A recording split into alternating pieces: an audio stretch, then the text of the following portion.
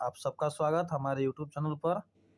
और जैसा कि अब थोड़ा सा सब्जेक्टिव हो जाए, है ना, तो सब्जेक्टिव क्वेश्चन लाए हैं जो कई बार पूछता है और कभी कभी पूछता है, यानी कि दोनों तरह से लाया गया है। तो आप चैनल को सब्सक्राइब कीजिए, फिर उसके बाद शेयर बहुत ज़रूरी है। तो स्टार्ट करते हैं। पहला क्वेश्चन है कि उत्कृष्ट गैस निष्क्रिय क्यों होती है, स्पष्ट करें। यानी कि जो उत्कृष्ट गैस है वह निष्क्रिय काहे होता है। कहता है कि हम निम्नलिखित कारण से बता सकते हैं। जैसे उत्कृष्ट गैस के आयनीकरण जो एंथैल्पी का मान होता है वो अधिक होता है, वो स्टेबल होता है ना निष्क्रिय गैस, जिसके कारण। और दूसरा है कि इनकी इलेक्ट्रॉन की बंधुता जो है वो लगभग शून्य होता है। यानी कि इन्हीं दो कारणों से हम ये स्पष्ट कर सकते हैं कि उत्कृष्ट गैस जो है वो निष्क्रिय गैस होती है। समझिए बात को। चलिए अगला क्वेश्चन। व्याख्या करें कि नाइट्रोजन अणु कम क्रियाशील होते हैं। यानी कि जो नाइट्रोजन अणु है वो कम क्रियाशील होता है ना। क्वेश्चन के अगर यही आपको क्वेश्चन अथी करेगा तो बोलेगा ना कि नाइट्रोजन गैस कमरे के ताप पर कम क्रियाशील होते हैं क्यों। क्वेश्चन यदि अथी करेगा तो इस बात कह रहे हैं ना, ध्यान देना हमने का। ठीक है, देखिए आगे कहता है कि नाइट्रोजन अणु के बीच जो त्रिबंधन पाया जाता है, इसीलिए क्या होता है नाइट्रोजन कम क्रियाशील होता है। एक लाइन में है आप बता सकते हैं कि नाइट्रोजन में त्रिबंध होने के कारण, है ना, इनके इलेक्ट्रॉन बंधुता का मान ये होता है, फिर बंधन विघटन ऊर्जा का मान अधिक हो जाता है, जिसके कारण ये हम कर सकते हैं।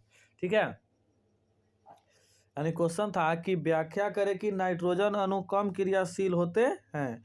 बोलेंगे ना कि नाइट्रोजन का अणु के बीच क्या होता है, ट्रिपल बॉन्ड होता है। चलिए आगे कहता है SF6 2- ऊपरी आयन है, संभव है, लेकिन HCl6 2- नहीं क्यों। कहता है फ्लोरीन का आकार आपका क्या होता है, छोटा होता है, Cl का आकार बड़ा होता है। देखिए कहता है छोटे आकार के कारण SiF6 2- में प्रतिकर्षण कम है। दूसरा कारण क्या है, SiF आबंध छोटा होने के कारण आबंधित इलेक्ट्रॉन युग्म आबंध इलेक्ट्रॉन एवं आबंध इलेक्ट्रॉनों में क्या होता है, प्रतिकर्षण होता है। ठीक है, जिसके कारण ये संभव और संभव नहीं है। चलिए कहता है कि श्वेत फास्फोरस को जल में क्यों रखा जाता है। 3 लवणों का नाम लिखिए जो ऑर्थोफास्फोरस अम्ल तथा NaOH की क्रिया से बनते हैं। कहता है कि श्वेत फास्फोरस ज्वलन ताप बहुत कम होता है, 303 केल्विन वायु में जल उठता है, तो इसे हम जल में रखा जाता है, यानी कि जल में इसको रखते इतना पर। फिर एक 3 यौगिक है, देखिए Na2 NaH2P4, फिर आपका है एगो Na2HPO4, ठीक है, फिर आपका क्या है N3PO4। समझ गए आप। खाली ध्यान दे लीजिएगा, क्वेश्चन बाई चांस पूछ सकता है ना, बिहार बोर्ड है भाई, कुछ भी कर सकते, थोड़ा सा हट के। कहता है कि नाइट्रिक अम्ल के ऑक्सीकारक गुण को प्रदर्शित करने के लिए एक रासायनिक समीकरण दीजिए। ठीक है, यानी कि नाइट्रिक अम्ल को जब हम क्या करेंगे H2S से अभिक्रिया कराएं तो H2O और NO2 और S बना। ठीक है, जो एक ऑक्सीकारक गुण को क्या करता है, प्रदर्शित करता है। ठीक है, अमोनिया गैस को शुष्क करने के लिए P4O10, ठीक है, प्रयुक्त नहीं किया सकता है क्यों। देखिए हमने क्वेश्चन पढ़े हैं कि अमोनिया गैस को शुष्क करने के लिए कली चूना का प्रयोग किया जाता है क्यों। अभी यहाँ क्वेश्चन है काहे नहीं कर सकते हैं। ठीक है, कहता है कि P4O10 अम्लीय है तथा NH3 भाष्मीय है। नमी की उपस्थिति में यह अमोनिया के साथ अभिक्रिया कर अमोनिया फॉस्फेट बनाती है। समझ बात, इसी कारण इसको हम नहीं, देखो अमोनिया से जो अभिक्रिया कर लेगा जाहिर सी बात है कि उससे यहाँ कोई लेना देना नहीं है। समझ बात को। चलिए कहता है नाइट्रोजन NF3 बनाती है लेकिन NF5 नहीं, समझाइए। तो नाइट्रोजन में जो संयोजी कोष में रिक्त होता है, डी कक्षक नहीं होता है, इसलिए यह अपनी संयोजकता 3 से ज़्यादा नहीं बढ़ा सकता है, जिसके परिणाम स्वरूप यानी जिसके फलस्वरूप NF3 बन सकता है लेकिन NF5 नहीं बन सकता है। समझे।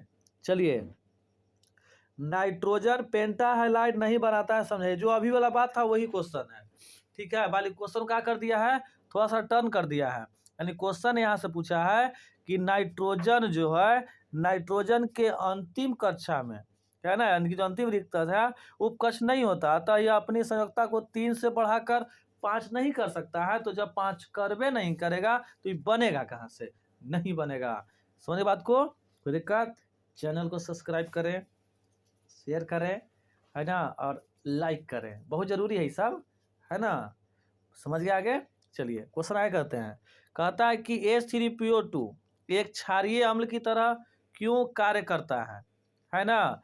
यानी कि HTA हाइपो फास्फोरिक अम्ल एक क्षारीय अम्ल व्यवहार करता है क्योंकि इसमें OH समूह के रूप में केवल एक प्रतिस्थापक योग हाइड्रोजन पर, देखो हम कहे थे कि जिसमें आपको सिंगल बॉन्ड OH दिखाई दे देगा, ठीक है, वही होता है। चलिए आगे। कहता है फास्फोरस नाइट्रोजन की अपेक्षा अधिक कैटिसन दर्शाता है, समझाइए, ठीक है। यानी P एकल बंध और N एकल बंध की अपेक्षा प्रबल होती है। इसकी फास्फोरस क्या है, नाइट्रोजन की अपेक्षा अधिक कैटिसन होता है, यानी कि NPP और N एक अपेक्षा होती है, प्रबल है, अधिक कारण। कहता है PH3 अणु में आबंध कोण NH3 से कम होता है, क्यों। ये आपका क्वेश्चन है जो हमने के बताना है। समझ रहे हैं ना आप कि नहीं समझ रहे हैं। नहीं समझ रहे तो टेंशन नहीं लीजिए, फिर इसके बाद कमेंट्स कीजिएगा। यदि इस तरह से नहीं समझ में आए तब कमेंट्स कीजिएगा, आपको बोर्ड पर हम लाइव आके यानी कि साक्षात दर्शन देके आपको हम बता देंगे, ठीक है। चलिए PH3 आबंध कोण 93.6 है, तो जबकि NH3 में आबंध कोण 107 क्योंकि होती है। नाइट्रोजन फास्फोरस, ठीक है, 2.1 का अपेक्षा आकार छोटा होता है, यानी कि अधिक विद्युत ऋणी फलस्वरूप आबंध प्रतिगमन अधिक हो जाता है, जिससे कारण आपका PH3 अणु में आबंध कोण NH3 कम क्या होता है, कम। चलिए आगे। कहता है पर ऑक्साइड आयनों में ऑक्सीजन क्या ऑक्सीकरण अवस्था दर्शाता है, यानी कि हमने के बताना है। समय बात करो तो पर ऑक्साइड आयन में ऑक्सीजन 1 दर्शाता है, और क्या, ये में कोई दिक्कत नहीं। चलिए समझ में आ रहा है सबके। और जिन्हें PDF चाहिए ना, क्या कर लीजिएगा ना कि इस नंबरवा पे कांटेक्ट कर लीजिएगा, ठीक है, आपको PDF चल जाएगा, ठीक है, लेकिन क्लास के बाद। चलिए आगे। चलिए वाला बाकी था ना। सल्फर का पीला अवक्षेप क्यों विलुप्त हो जाता है जब इसे सोडियम सल्फाइड के साथ उबालते हैं। कहता है कि सल्फर का पीला अवक्षेप सोडियम सल्फाइड के साथ उबालने पर विलुप्त हो जाता है, क्योंकि घुलनशील सोडियम थायोसल्फेट का निर्माण हो जाता है। इसी कारण क्या होता है कि आपका जो अवक्षेप है वो क्या हो जाता है, विलुप्त हो जाता है। चलिए आगे क्वेश्चन। सल्फर वाष्प अवस्था में अनुचुंबकीय व्यवहार क्यों प्रदर्शित करता है।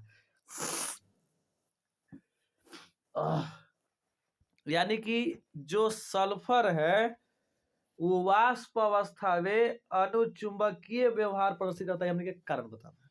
देखिए कहता है कि वाष्प अवस्था में सल्फर विघटित होकर द्विपरमाणुक H2 बनाता है। इनके आणविक कक्षक एमओ विन्यास है ना, O2 के समान है। इसमें पाई कक्ष को युग्मित इलेक्ट्रॉन उपस्थित कारण यह अनुचुंबकीय व्यवहार क्या करता है, प्रदर्शित करता है। चलिए आगे। कहता है कि जलीय तंतु ठंडे जल में ज्यादा स्वस्थ रहते हैं गर्म जल की तुलना में, कैसे। कहता है कि जो जलीय जंतु है वो ठंडे जल में ज्यादा स्वस्थ रहते हैं गर्म जल की तुलना में, कैसे। यानी वो क्या होता है, ताप बढ़ने पर ऑक्सीजन गैस की विलेयता जल में घटने लगती है।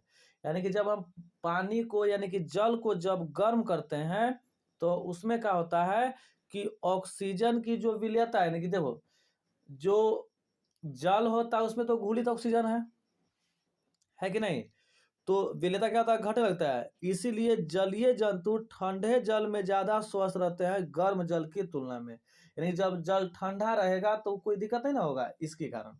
समझ गए।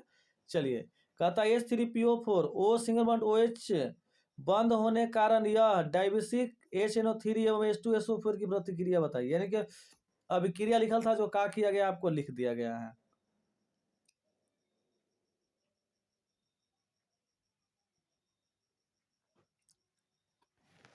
चलिए आगे। तब कहता है HBr एवं HI की जो अभिक्रिया है वो शांत HNO के साथ बताइए।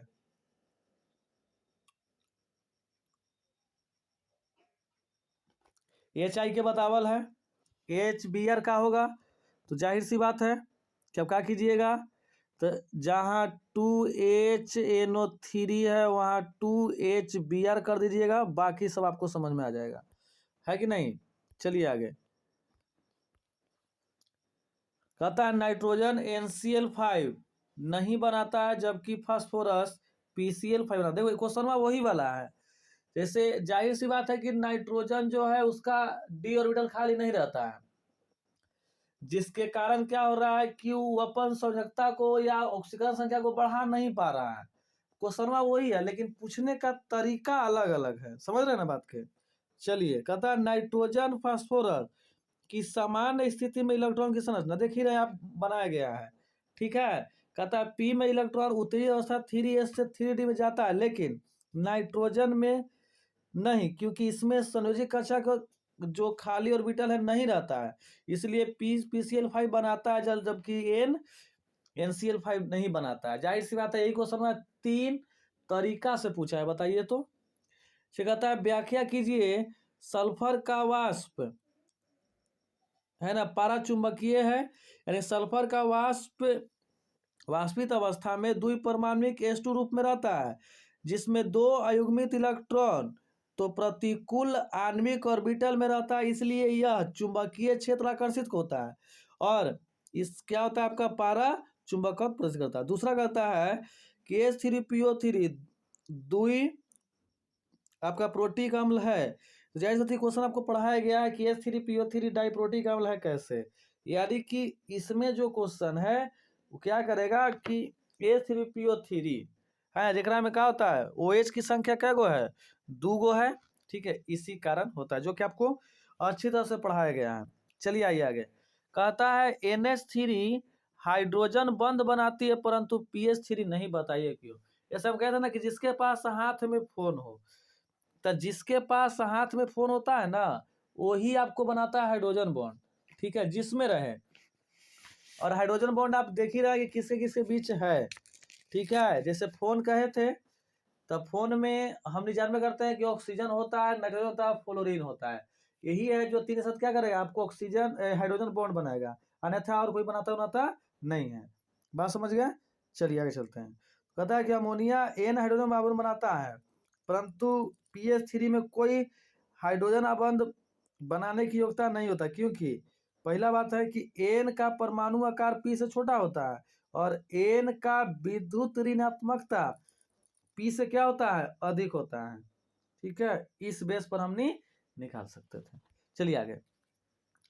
कहता है बताइए कि NH3 क्षारीय है जबकि BiH3 केवल दुर्बल क्षारक है, यानी कि उसकी प्रकृति क्षारीय होता है। तो यहाँ लिखा है कि NH3 और BiH3 में केंद्रीय परमाणु पर इलेक्ट्रॉन युग्म उपस्थित होता है, जिस कारण लुईस क्षार की भांति व्यवहार करता है। NH3 से BiH3 तक क्षार गुण होता है ना, अतः क्योंकि परमाणु आकार बढ़ने से इलेक्ट्रॉन घनत्व कम हो जाता है, अतः इलेक्ट्रॉन युग्म त्यागने की प्रवृत्ति कम होती है, इसलिए यह क्षारक गुण घटता है। चलिए अगला क्वेश्चन। कहता है कि क्या होता है जब श्वेत फास्फोरस को CO2 को अक्रिय वातावरण में सांद्र कॉस्टिक सोडा विलयन के साथ गर्म किया जाता है, यानी कि जब श्वेत फास्फोरस, चलिए कहता है क्या होता है जब श्वेत फास्फोरस को CO2 को अक्रिय वातावरण के सांद्र कॉस्टिक सोडा विलयन के साथ गर्म किया जाता है।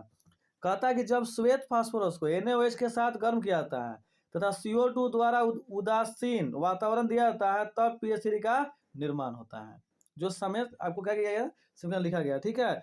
और ऑब्जेक्टिव में शायद भी क्वेश्चन था कि श्वेत फास्फोरस कॉस्टिक सोडा से अभिक्रिया क्या बनाता है, शायद क्वेश्चन था, देख लीजिएगा। चलिए आगे। कहता है नाइट्रोजन के पास भी फास्फोरस की तरह 5 संयोजी इलेक्ट्रॉन होते हैं, लेकिन NCl5 नहीं बनाता जबकि P से बनाता। बता क्वेश्चन में कोई अथी है वो एक एक क्वेश्चन के 3 ढंग से पूछ ले, बताओ तो। अभी बिहार बोर्ड ना है तो हमने कहा कर सकले, कुछ ना करवा मारो। कहता है कि नाइट्रोजन अपनी संयोजकता 3 से 5 तक नहीं बढ़ा सकता है क्योंकि उसमें डी कक्षक अनुपस्थित होते हैं, लेकिन फास्फोरस खाली D3D कक्षक होने के कारण अपनी संयोजकता 5 तक बढ़ा सकता है, इसलिए PCl5 बनता है, NCl5 नहीं बनता। ठीक है। कहता अगला क्वेश्चन, नाइट्रोजन कौन सा ऑक्साइड रॉकेट के ईंधन की तरह प्रयुक्त किया जाता है? कहता है कि डाई नाइट्रोजन टेट्रा ऑक्साइड यानी कि N2O4 रॉकेट में ईंधन प्रयुक्त किया जाता है। चलिए कहता अगला क्वेश्चन, नाइट्रोजन ऑक्साइड निकलने के तुरंत बाद लाल भूरा क्यों हो जाता है? कहता है कि नाइट्रिक ऑक्साइड एक रंगहीन गैस है, लेकिन यह अत्यधिक अस्थायी होता है। जब यह गैस निकलती है यह वायु में उपस्थित ऑक्सीजन के साथ जुड़कर NO2 यानी कि नाइट्रोजन डाइऑक्साइड बनाती है, जो कि लाल भूरी होती है। ठीक है, तो था ना हमने कौन लाल होता है, कौन गैस रंगहीन था, आपको हो गया।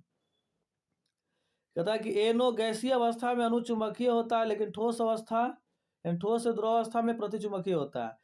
कहता है कि NO के पास इलेक्ट्रॉन विषम संख्या 7, 8 बराबर क्या 15 होगलो तथा युग्मित इलेक्ट्रॉन उपस्थित होते हैं। कारण यह है कि गैसीय अवस्था अनुचुंबकीय होता है, किंतु द्रव एवं ठोस अवस्था में इसका अयुग्मित इलेक्ट्रॉन ढीले अनुक होता प्रयुक्त होता है, इसलिए अयुग्मित इलेक्ट्रॉन न होने की वजह से यह प्रतिचुंबकीय प्रकृति का होता है।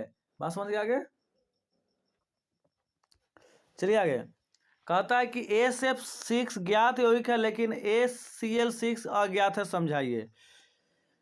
कहता है क्लोरीन परमाणु का आकार बहुत बड़ा होता है, इसीलिए 6 क्लोरीन परमाणु एक सल्फर परमाणु के साथ नहीं जुड़ सकते हैं, जबकि 6 फ्लोरीन परमाणु छोटे आकार के कारण जुड़ सकते हैं।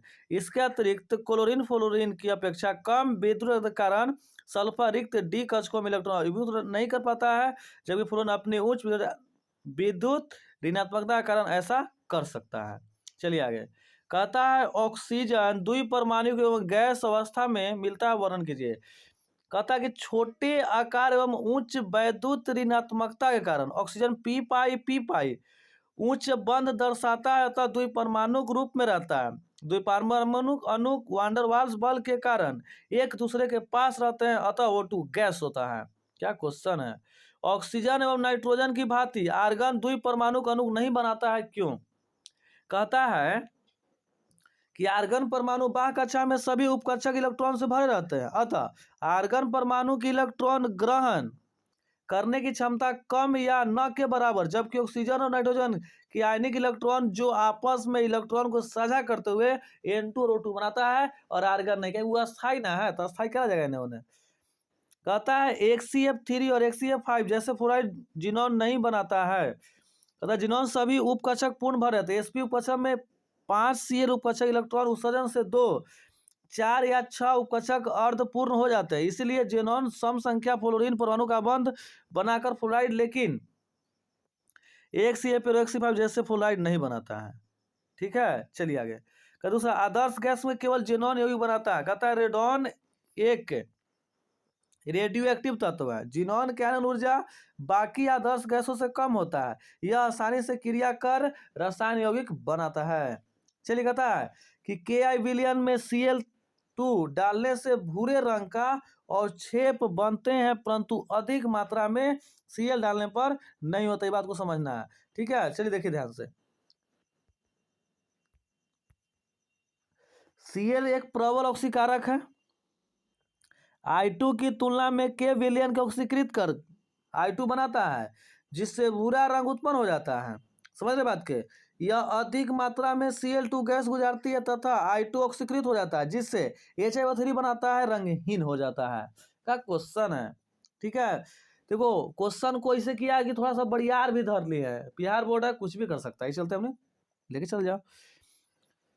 कहता है कि फ्लोरीन परिवर्तनशील संयोजकता का प्रदर्शन नहीं करता है, कारण दीजिए, बताइए। कहता है फ्लोरीन की इलेक्ट्रॉनिक विन्यास 1s2 2s2 2p6 हो जाएगा, है ना। तो उसमें 5 रह जाएगा, क्योंकि XYZ हो जाएगा। तो 5 जिसमें उत्तेजित अवस्था के दौरान केवल एक ही आधा भरा हुआ है और डी कक्षक मौजूद नहीं है, अतः फ्लोरीन एक ही ऑक्सीकारक अवस्था या संयुक्ता दर्शाता है। यानी कि फ्लोरीन में देखा जाए सीधे सीधी तो ओकरा में आपको डी ऑर्बिटल है ये नहीं है, ठीक है, जिसके कारण ये काम हो रहा है। बात समझ गए आगे? चलिए आगे चलते हैं, किसी को दिक्कत नहीं ना है? चलिए आगे 36 कहता है कि आप बोरॉन और एल्युमिनियम ऑक्साइड कैसे बनाएंगे। कहता है कि बोरॉन बी के ऑक्साइड बोरॉन को ऑक्सीजन की उपस्थिति में जलने से प्राप्त होता है।